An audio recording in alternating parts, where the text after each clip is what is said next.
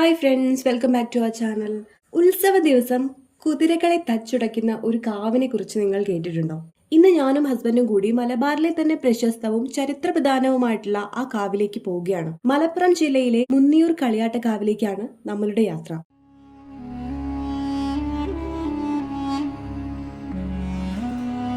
ശാന്തസ്വരൂപിണിയായ ഭദ്രകാളിയാണ്, അതായത് നമ്മുടെ കളിയാട്ടക്കാവിലെ അമ്മയാണ് ഇവിടുത്തെ പ്രധാന പ്രതിഷ്ഠ. സാധാരണ ഭദ്രകാളി ക്ഷേത്രങ്ങളിൽ കാണുന്ന രൗദ്രഭാവമല്ല, മറിച്ച് അമ്മ ഇവിടെ ഭക്തരെ അനുഗ്രഹിക്കുന്ന വളരെ ശാന്തമായ ഭാവത്തിലാണ്. ഇനി ഇവിടുത്തെ ചരിത്രത്തിലേക്ക് വരാം. എന്തുകൊണ്ടാണ് ഇതിന് കോഴി കളിയാട്ടം എന്ന് പേര് വന്നത്? അതിനു പിന്നിൽ രസകരമായ ഒരു ഐതിഹ്യമുണ്ട്. പണ്ട് ഈ പ്രദേശത്ത് വലിയൊരു വസൂരി രോഗം പടർന്നു പിടിച്ചു. അന്ന് ഇവിടുത്തെ ജനങ്ങൾ ഭഗവതിക്ക് കോഴിയെ നേർച്ചയായി സമർപ്പിക്കാമെന്ന് പ്രാർത്ഥിച്ചു. അങ്ങനെ രോഗം മാറിയതോടെ കോഴി കളിയാട്ടം എന്ന പേരിൽ വലിയ ഉത്സവം തുടങ്ങി എന്ന് പറയപ്പെടുന്നു. ഇപ്പോഴും വിശ്വാസികൾ തങ്ങളുടെ ആഗ്രഹ പൂർത്തീകരണത്തിനായി കോഴി നേർച്ച തുടർന്നു കൊണ്ടുപോകുന്നു.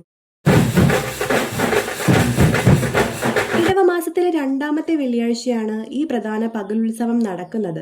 മലബാറിലെ ഉത്സവകാലത്തിന് പരിസമാപ്തി കുറിക്കുന്ന ചടങ്ങ് കൂടിയാണിത്.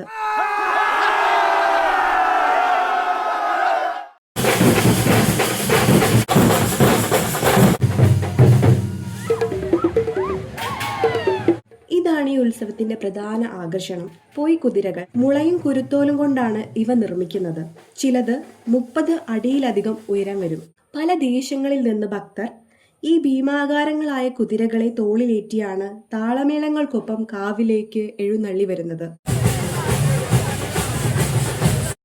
ആദ്യം സാംബവ മൂപ്പന്റെ നേതൃത്വത്തിലുള്ള സംഘം എത്തി കാവ് തീണ്ടൽ നടത്തും. അതിനുശേഷം കാവുടയ നായർക്ക് കുതിരപ്പണം നൽകി അനുവാദം വാങ്ങിയാലേ മറ്റു കുതിരകൾക്ക് പ്രവേശനമുള്ളൂ.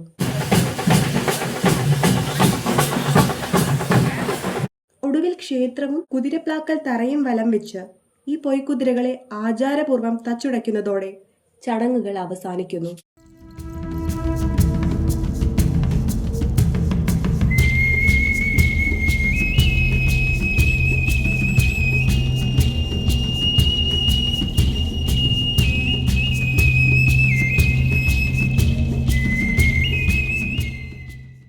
കേവലം ഒരു ക്ഷേത്രോത്സവം മാത്രമല്ല ഇത്.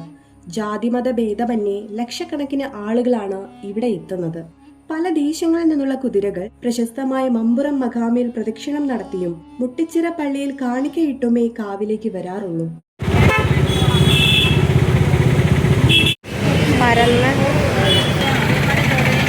ഇടവപ്പാതയിൽ കൃഷി തുടങ്ങുന്നതിന് മുൻപ് നടക്കുന്നതുകൊണ്ട് മലബാറിലെ വലിയൊരു കാർഷിക ചന്തയും ഇവിടെ കൂടാറുണ്ട്. മൺപാത്രങ്ങളും പരമ്പരാഗത കാർഷിക ഉപകരണങ്ങളും വാങ്ങാൻ ദൂരദേശത്തുനിന്ന് പോലും ആളുകൾ എത്തുന്നു.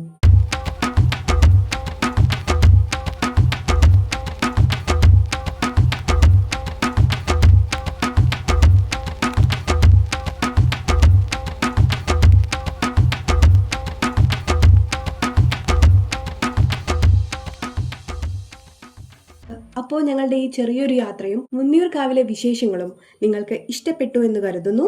അപ്പോൾ അടുത്തൊരു വീഡിയോ ആയിട്ട് ഉടനെ കാണാം. അതുവരേക്കും ബൈ.